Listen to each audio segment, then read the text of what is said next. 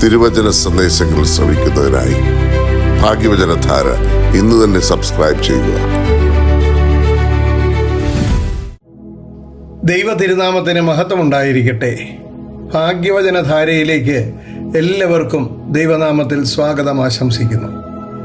നമ്മളെല്ലാവരും നമ്മളെ ഏൽപ്പിച്ചിരിക്കുന്ന ജോലി ഉത്തരവാദിത്തോടും വിശ്വസ്തയോടും കൂടി ചെയ്യുന്നവരാണ്.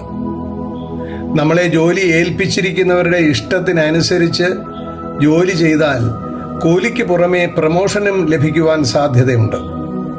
അങ്ങനെ ജോലി ചെയ്യുവാൻ സാധിക്കുന്നത് തന്നെ ദൈവത്തിൻ്റെ വലിയ കൃപയാണ്.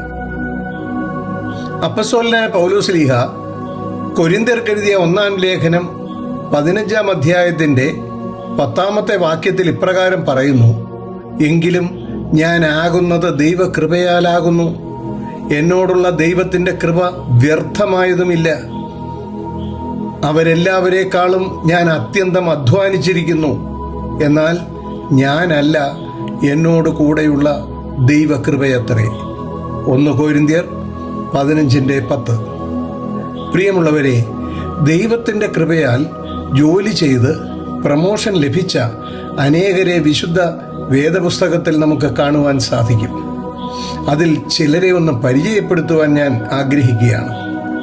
അമ്മായിയപ്പൻ്റെ ആടുകളെ മേയിച്ച് നടന്ന മോശ, മിസ്രൈമിലായിരുന്ന ദൈവജനത്തെ മരുഭൂമിയിലൂടെ 40 വർഷം കനാൻ ദേശത്തേക്ക് നയിക്കുവാൻ നായകനായി ദൈവം തെരഞ്ഞെടുത്തു.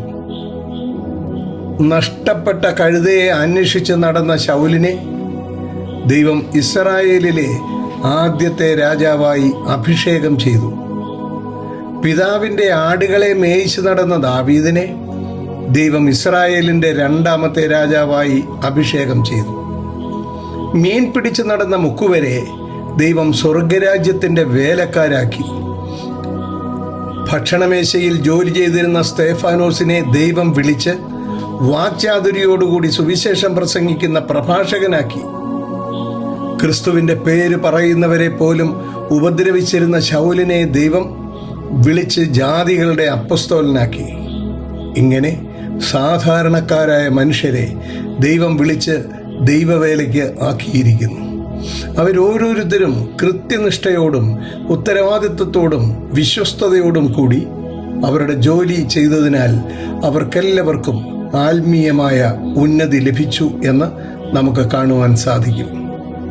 ജ്ഞാനികളിൽ ജ്ഞാനിയായ ശലോമോൻ രാജാവ് അദ്ദേഹം എഴുതിയ സഭാപ്രസംഗിയുടെ പുസ്തകം 2-ാം അധ്യായം 10-ാമത്തെ വാക്യത്തിൽ പറയുന്നത് ഇങ്ങനെയാണ്: എൻ്റെ കണ്ണ് ആഗ്രഹിച്ചതൊന്നും ഞാനതിന് നിഷേധിച്ചില്ല, എൻ്റെ ഹൃദയത്തിന് ഒരു സന്തോഷവും വിലക്കിയില്ല. എൻ്റെ സകല പ്രയത്നവും നിമിത്തം എൻ്റെ ഹൃദയം സന്തോഷിച്ചു. എൻ്റെ സകല പ്രയത്നത്തിലും എനിക്കുണ്ടായ അനുഭവം ഇത് തന്നെ. സഭാപ്രസംഗിയുടെ പുസ്തകം 2-ാം അധ്യായം 10-ാമത്തെ വാക്യം. പ്രിയമുള്ളവരെ, നമുക്ക് ലഭിച്ചിരിക്കുന്ന ജോലി എപ്രകാരമാണ് ചെയ്യേണ്ടത് എന്ന് കർത്താവായ യേശുക്രിസ്തു വിശുദ്ധ യോഹന്നാന്റെ സുവിശേഷം 6:27 പറയുന്നു: നശിച്ചു പോകുന്ന ആഹാരത്തിനായിട്ടല്ല, നിത്യജീവങ്കിലേക്ക് നയിക്കുന്ന ആഹാരത്തിനായിട്ട് തന്നെ പ്രവർത്തിപ്പീൻ. അത് മനുഷ്യപുത്രൻ നിങ്ങൾക്ക് തരും. അവനെ പിതാവായ ദൈവം മുദ്രയിട്ടിരിക്കുന്നു എന്ന് ഉത്തരം പറഞ്ഞു. പ്രിയമുള്ളവരെ, നമുക്ക് ലഭിച്ച ജോലി എന്തു തന്നെയാണെങ്കിലും അത് നിത്യജീവൻ ലഭിക്കുന്നതിന് ഉതകുന്ന രീതിയിൽ ഉത്തരവാദിത്വത്തോടും വിശ്വസ്തയോടും കൂടി ദൈവകൃപയ്ക്കനുസരിച്ച് ചെയ്യേണ്ടത് നമ്മുടെ ഓരോരുത്തരുടെയും കടമയാണ്.